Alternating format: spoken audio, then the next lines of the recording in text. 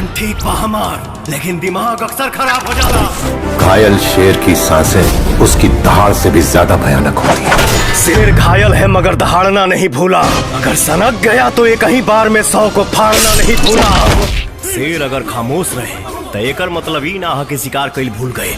मुझसे दोबारा मिलने की इच्छा मत रखना, तो इतना फाड़ूंगा नहीं तुम्हारी मर्दों में गिनती होगी नहीं मौकों में। चिल्लो मत और जाके अपना बाप से कह दिए, जब पुलिस के डंडा जगह पे घुसी नू तब समझ में आ जाई।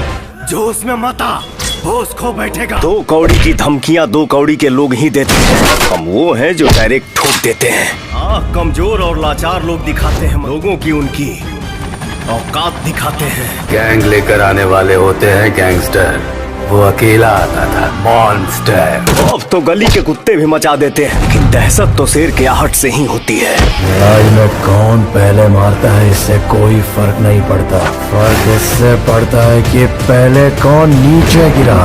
बाप से मस्ती नहीं, तेरी हस्ती मिटा दूंगा।